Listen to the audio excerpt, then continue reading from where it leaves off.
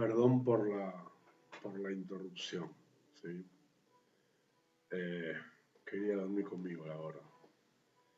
Y le dije que ya iba. Y le quise apagar la luz y me dijo que no se la apague. Y se puso contenta porque vamos a, a viajar en el auto con televisor. El auto con televisor es un auto que tiene un navegador, ¿sí? Que sube y baja. Es un auto que adquirimos ahora. Y le gusta porque tiene televisor, el auto. Es el navegador, sí, o sea. Pero bueno, volvamos. Y le dije que pregunté si había rojo, porque ella quería un rojo, y le dije que no había. Que pregunté insistentemente si había color rojo. No había.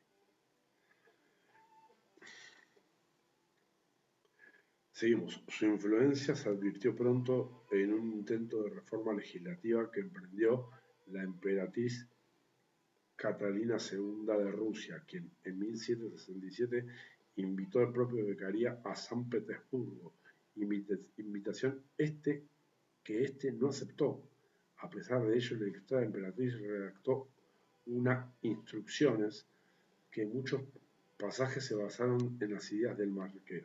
Fue también Beccaria el inspirador del nuevo Código Penal de Suecia, que fue el primer país en abolir la pena de muerte. Suecia abolió, primer país en abolir la pena de muerte. Hulsmann es de los Países Bajos, padre del abolicionismo.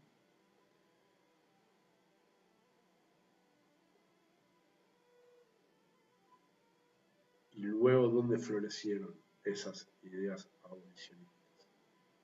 ¿Sí?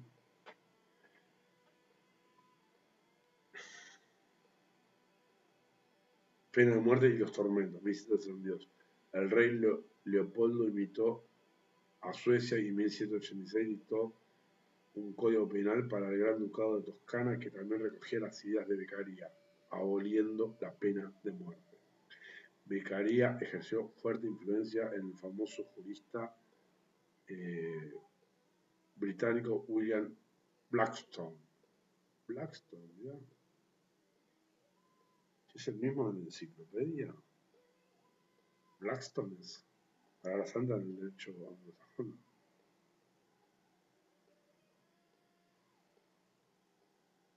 Quien en sus 4 volúmenes de comentarios de las leyes de Inglaterra citan expresamente a Montesquieu y al mismo Marqués.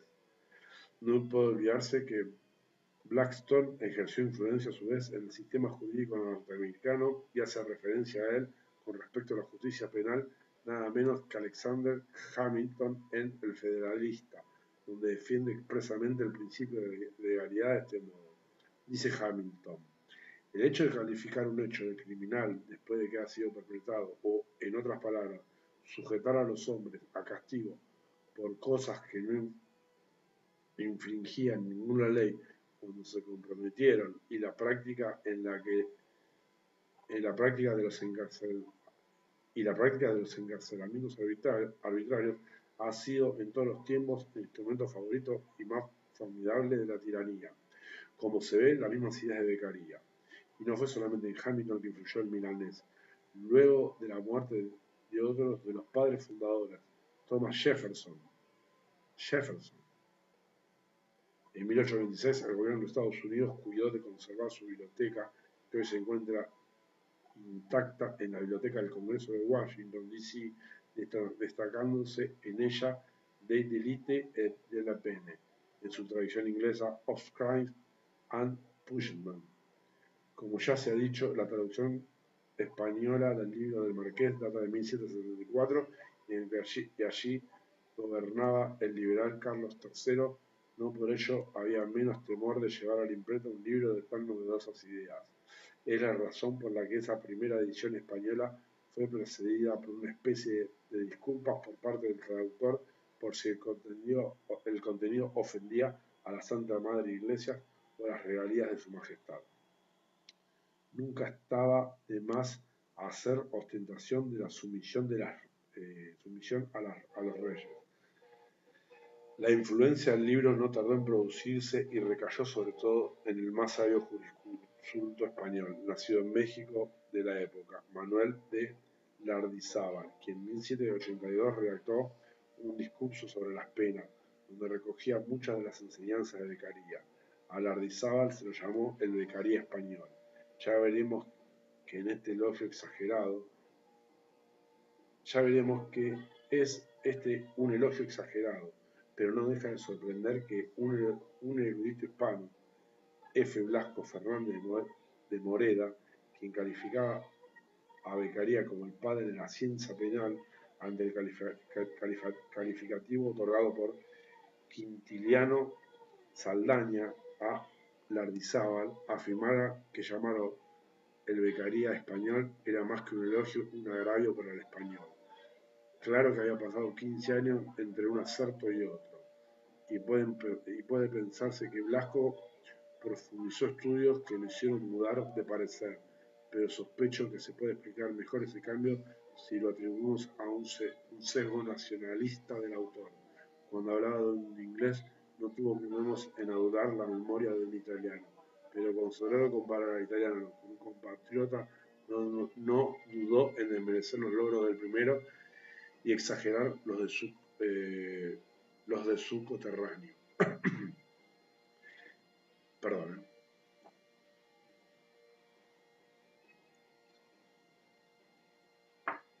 Hecha esta pequeña digresión, volvemos a Lardizábal.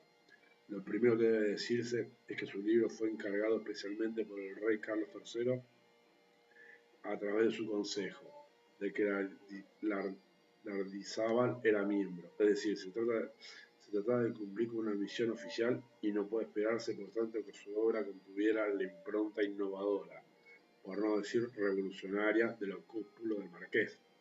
Otra diferencia con la obra de Beccaria la encontramos en los temas abordados. A pesar de lo exiguo del Tratado de Milanés, toca muchos temas de gran relevancia: filosofía del derecho penal, prevención de los delitos y caracteres de estos, y sobre todo el procedimiento penal y las penas. Lardizábal, en cambio, solo se ocupaba de las penas, pero tampoco es un tópico de absoluta coincidencia entre Lardizábal y Beccaria. Y si bien ambos autores parecen partir de un mismo supuesto, que solo en una sociedad constituida puede hablarse jurídicamente de penas, Lardizábal se inclina decididamente a defender un derecho penal, no por delegación social a través de un pacto o contrato social, sino por el derecho que otorga Dios a los soberanos, citando incluso a la Biblia para sostener esta postura. Otro tanto hará cuando de justificar la pena de muerte se trate, negar de las potestades supremas al rey la facultad de imponer la pena de muerte, sería arrancar temerariamente a la justicia y a la soberanía uno de sus más principales atributos. El lector atento estará sorprendido. ¿Por qué comparar o equiparar a ambos autores, siendo que Beccaria abominaba la pena de muerte y Lardizábal la aceptaba? Hay que buscar esa comparación en su tiempo histórico. Lardizábal, después de aceptar la pena capital, explicaba que solo era justa cuando se aplicaba a casos justificados, y estos eran los que se verificaban ante grandes delitos. Repudiaba la pena de muerte cuando se procedía a delitos menores, como era usual en su época. Esta sola circunstancia hizo que un país enormemente trazado en términos de libertades civiles se lo ensalzara de manera inmoderada. Debe tenerse presente que el llamado iluminismo llega tarde y mal a España. Al contrario de los que sucedía en buena parte de Europa, los liberales españoles siempre fueron pocos.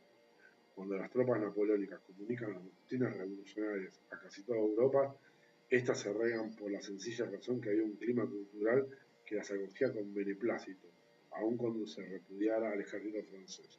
No ocurrió lo mismo en España, cuando después de la cruenta guerra de la independencia, 1808-1812, Napoleón abandona la península. Esta no tardó en rebelarse contra la constitución que sus propios hijos habían decretado en Cádiz en 1812, y el rey felón Fernando VII se apresuró a restaurar una monarquía absoluta. Es tanta la necesidad que sienten los españoles de reivindicarse como partícipes de la reforma penal que tuvo lugar en Europa en las postrimerías del siglo XVIII y comienzo del siglo XIX, que no dudan en elevar a los pocos reformadores como eminencias revolucionarias. Lardizábal tiene, sin embargo, una bien merecida fama de ser el primer penólogo de habla castellana. Su tratamiento del tema de las penas es mucho más completo que en Beccaria, y no solo porque le dedica más espacio, sino porque trata cuestiones solayadas en el opúsculo del Marqués. Al igual que este, consideraba que la pena tenía un fin utilitario. Sin embargo, atención, al igual que este, consideraba que la pena tenía un fin utilitario. ¿Sí? Era utilitarista. ¿Sí? Adoptaba las teorías de la prevención. ¿Sí? Las teorías relativas de la pena. Sin embargo, no dudaba en añadirle otros fines a la pena que el célebre milanés había pasado por alto. Por ejemplo, el fin correctivo de la pena hacia el delincuente, al que otorgaba gran importancia y encomiaba la elección de casas de corrección que sustituyeran a las prisiones, con el objeto que los recluidos en aquellas pudieran enmendarse. Este propósito de enmienda del penado era realmente novedoso en los tiempos de la Lardizábal y en esto tiene su mérito. Repito, este propósito de enmienda del penado era realmente novedoso en los tiempos de Lardizábal y en esto tiene su mérito. Teoría de la prevención especial positiva. ¿Sí? Una de las teorías re. En síntesis, a Beccaria le pudo abrir un camino que quizás no se debiera solo a él, y para ser justo seguramente no se debió solo a él, y que luego fue extensamente transitado. La historiadora Lynn Hunt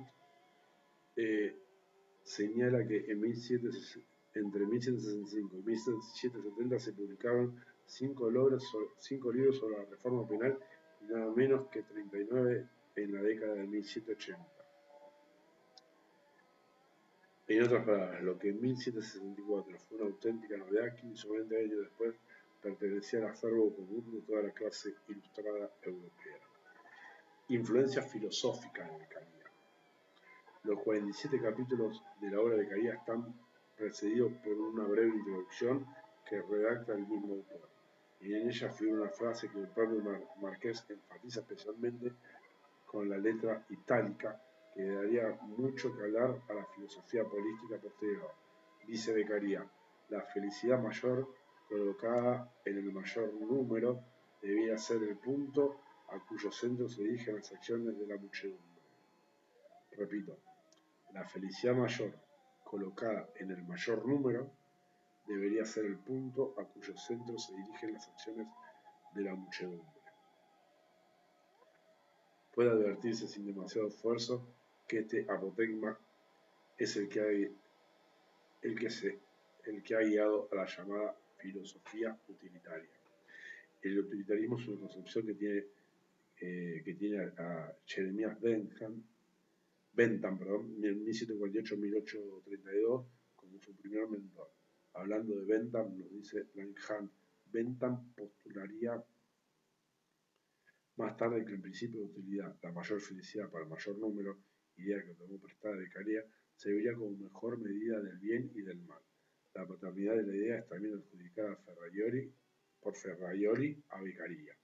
La máxima felicidad dividida entre el mayor número es la fórmula política utilitaria proclamada por Beccaria y repetida por Bentham. El utilitarismo de Jeremy Bentham y su discípulo John Stuart Mill, lejos de constituir una doctrina filosófica del pasado, aún hoy campea en el ámbito de la filosofía ética, sobre todo en el mundo de habla inglesa. No me referiré a ella de manera pormenorizada, solo mencionaré algunos aspectos, ya que han derivado lo mismo de las doctrinas de Beccaria. En primer lugar, debe decirse que si a nuestro Marqués no se ha dudado en ubicarlo dentro de las corrientes del iluminismo de la Europa de fines del siglo XVIII, es decir, colocar a Bentham en la misma situación, aunque fue contemporáneo de este. Es tal vez la misma dificultad que implica ubicar el pensamiento inglés en las ideas desarrolladas en el continente. Como quiera que sea, así los filósofos querían la reforma práctica en su entorno, en materia política, económica y social. Se necesitó en Francia una revolución, por lo menos sangrienta en grado sumo, para que aquellas ideas se plasmaran en la legislación. En Inglaterra, en cambio, las reformas se fueron sucediendo de manera civilizada, sin necesidad de revoluciones, de reyes decapitados o de sangrientas guerras civiles. El mismo autor que se acababa de citar, el mismo autor que se acababa de citar continúa explicando que uno de los pensadores que contribuyó a la opinión pública se convenciera de la necesidad de la reforma legislativa de Jeremy Bentham. Este era un jurista que el mismo año de la Revolución Francesa publicó su obra más conocida, Introducción a los principios de la moral y la legislación. Desde esta obra propugnaba una amplia reforma de la legislación, sobre todo en materia penal. Después de un viaje a Rusia, se le ocurrió la idea de la construcción de una cárcel modelo y convenció al primer ministro, William Pitt, que lo propusiera al Parlamento. Así se hizo. No obstante, no pudo llevarse durante mucho tiempo a la realidad por oponerse a ella los terratenientes conservadores que no aceptaban la construcción de cárceles en los alrededores de sus posesiones.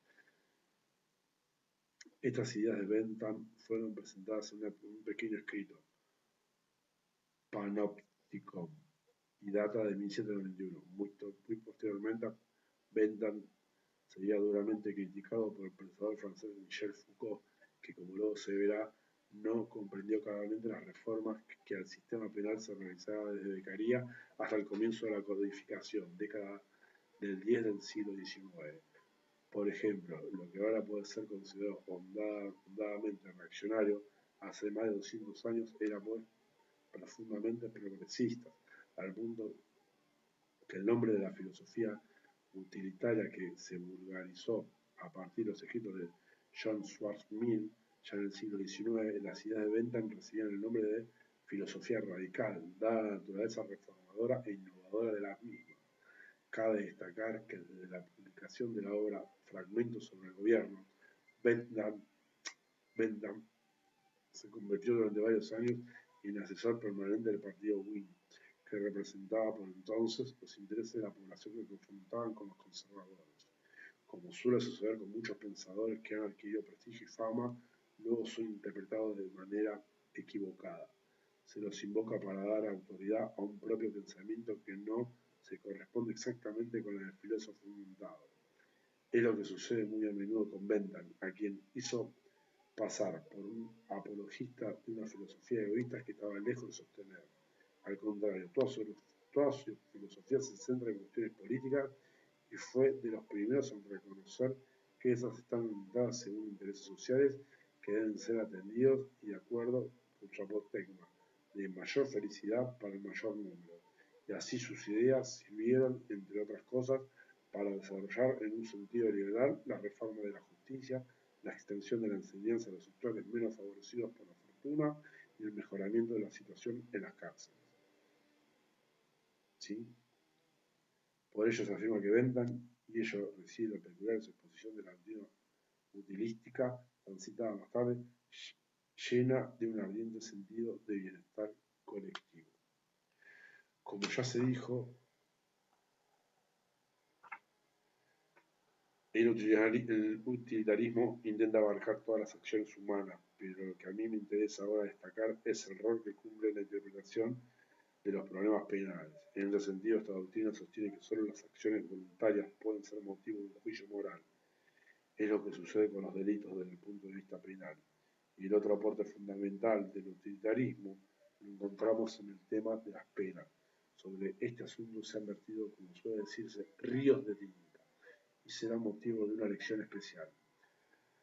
Baste por ahora decir que el utilitarismo adolece de un defecto que los mejores pensadores no han dejado nunca de destacar, a saber, cómo se afirma la educación cuantitativa la ecuación cuantitativa de la mayor felicidad para el mayor número, no se hace mención a la distribución de esa felicidad. Por ejemplo, supóngase que el máximo de felicidad posible sea 100 y la máxima de dicha la consideramos 0.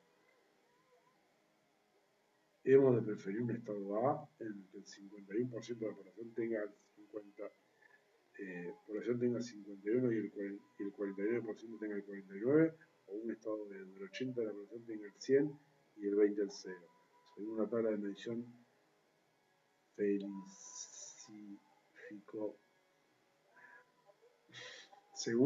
de medición Felicífico de Bentham, habrá más felicidad en el estado B, pero quien se preocupe por la distribución se inclinará en este caso por preferir el estado A. Muy interesante este pasaje. Esto sucede a la hora de maximizar la felicidad y su distribución de potestades políticas o económicas, pero desde el punto de vista del derecho penal, más importante parece ser el tema de la minimización de los costos para los jueces castigados. A esto hizo referencia en Argentina Carlos Nino.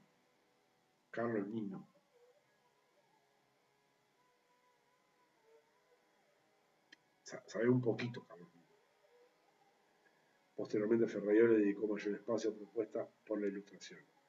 Señalaba que la ambigüedad de la formulación del utilitarismo permite dos interpretaciones distintas y antagónicas, mientras que en una de ellas permite suponer que la felicidad para el mayor número puede implicar un máximo sacrificio para las personas que reciben el castigo, los desviados, y con ello abrir las puertas de un derecho penal máximo, o propio de estados autoritarios o poco respetuosos de las garantías, la interpretación que determina que en el balance también debe tenerse en cuenta a los desviados, llevaría a la apertura de la posibilidad de un derecho penal mínimo, propio de un Estado que respete las garantías individuales. Bien, hacemos un cortecito y ya estamos terminando. ¿Sí? Tranqui. Balance esperanza. Este proyecto. Nos vemos un rato.